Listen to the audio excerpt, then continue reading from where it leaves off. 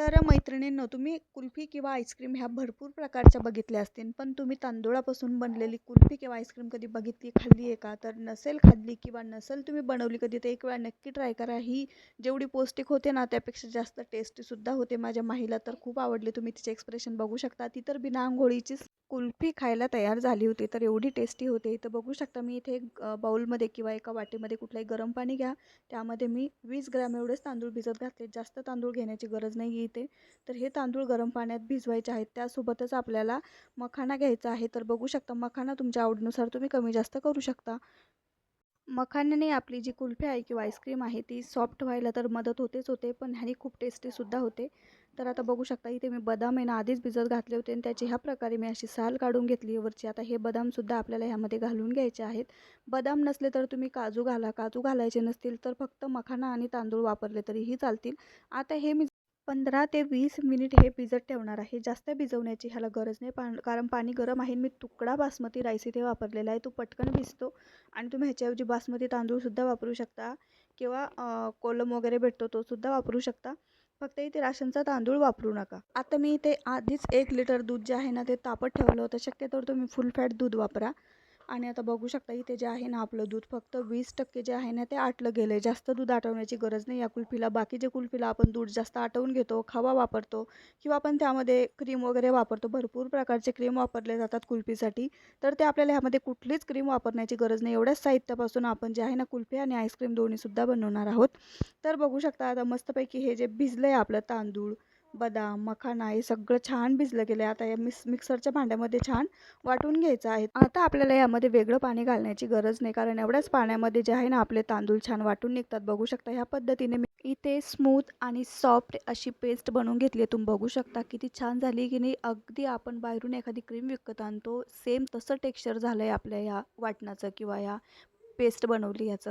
आता तुम्हाला हे बघून तर अंदाज आलाच असेल की किती सॉफ्ट हे वाटले गेले. तर आता मी इथे एका दमात सगळं जे वाटण आहे ना किंवा आपलं मखाना तांदूळ वाटलेली जी पेस्ट आहे ना ती एकदाच दुधात टाकते, कारण मी गॅस इथे एकदम लो ठेवला आहे किंवा बारीक ठेवला आहे. तुमच्या मागे थोडी गडबड असेल तर तुम्ही गॅस जर मोठा ठेवला असेल तर तुम्हाला थोडं थोडं हे मिश्रण टाकून सतत हलवत राहायचं आहे, कारण ह्याच्या डायरेक्ट मोठ्या मोठ्या गुठळ्या तयार होऊ शकतात तांदूळामुळे.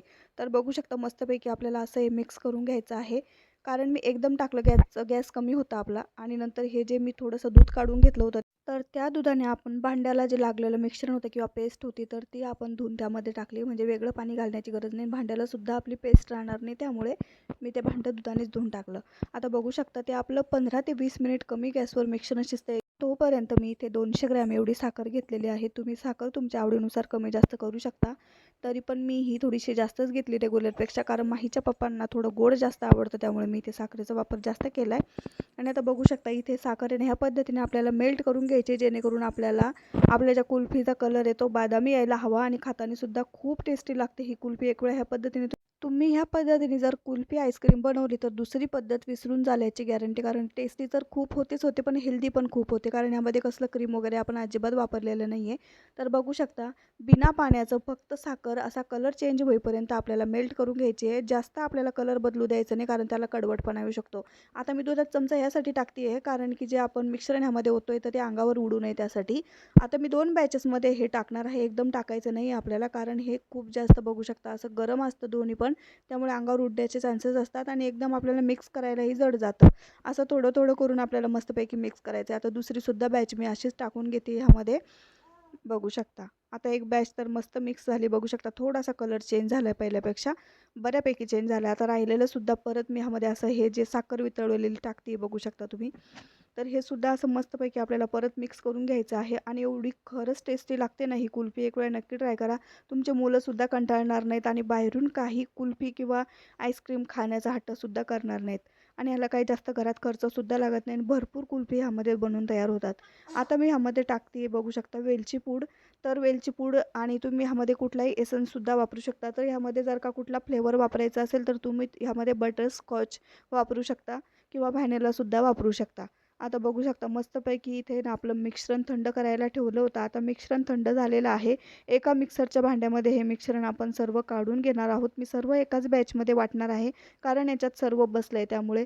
आणि थंड झाल्यावर जास्त मिश्रण असलं तरी वाटायला जड जात नाही किंवा ते अंगावर वगैरे उडण्याचे चान्सेस राहत नाही.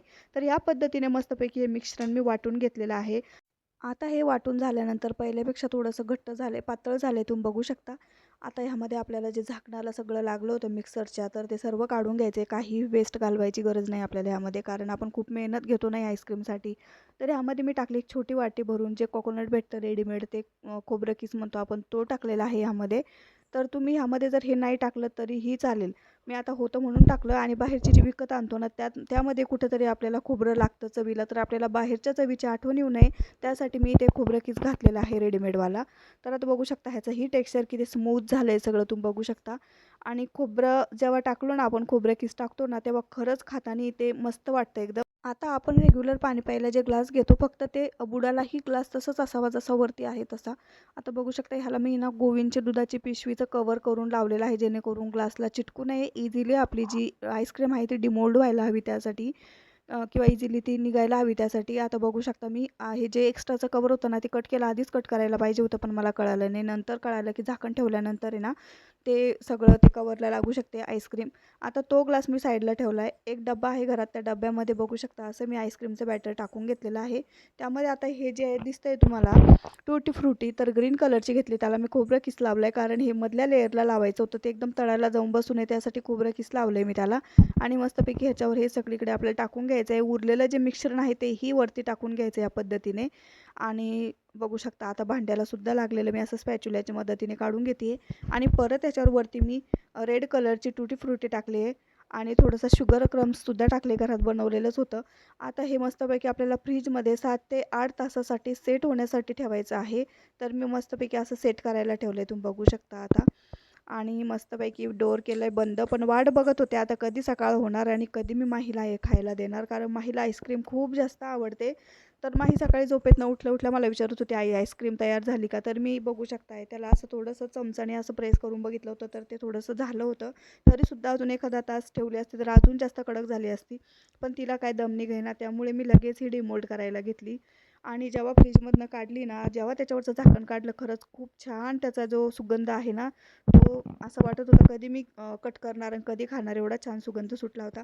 तर बघू शकता आता मी एका भांड्यात नॉर्मल पाणी घेतलं आहे, आणि त्यात तो ग्लास आपल्याला डीप करायचा आहे, जेणेकरून तळाला ती आईस्क्रीम सैल व्हावी आणि लवकर ती डिमोल्ड व्हावी त्यासाठी.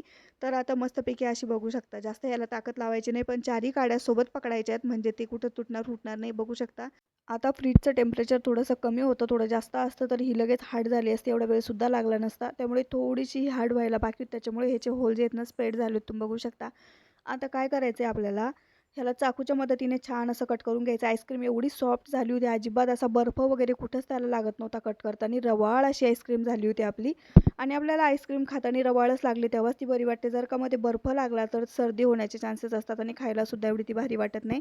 त्यामुळे आणि अशी या पद्धतीने मस्तपैकी मी त्याला 2 ठिकाणी कट मारला, आणि अशी मस्तपैकी 4 कुल्फी तयार केल्या. आता जर का आपण मार्केटमधून अशी आणि ह्याच साईजची कुल्फी आणायची म्हटलं तर जवळपास 20 रुपयाला एक भेटते. तर बघा तुम्ही, घरात आपण आईस्क्रीमसुद्धा बनवली, त्याची कुल्फीसुद्धा बनवली, तर हे परवडतं का ते परवडतं, हा विचार तुम्हीच करा.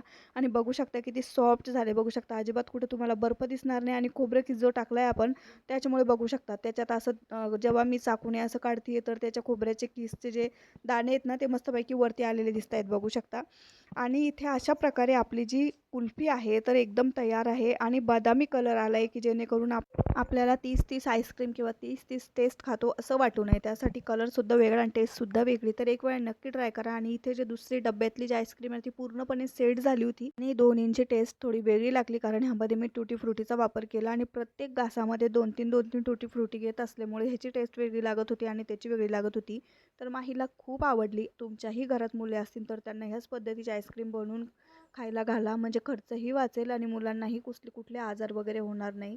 आणि बघू शकता आता बाहेरच्या आईस्क्रीम कुल्फीमध्ये शक्यतो सगळ्याच आईस्क्रीम वाईट असतात असं मला म्हणायचं नाही, पण भरपूर वेळा आपल्याला माहिती नसतं की त्याच्या आपल्या मुलांच्या शरीरात वाईट परिणाम होण्याचे सुद्धा चान्सेस असतात. तर बघू शकता दुसरी जी आपली आईस्क्रीम आहे ती मस्तपैकी अशी मी एका काचेच्या बाउलमध्ये काढून घेतली आहे. टूटी फ्रुटीने मस्तपैकी त्याला परत एकदा गार्निश केलेलं आहे, आणि मस्तपैकी असं एन्जॉय केलं मी स्वतः. तुम्ही पण एन्जॉय करा, आणि परत भेटूया अशाच नवीन रेसिपीसोबत. तोपर्यंत मस्त खा, स्वस्त राहा, बाय बाय.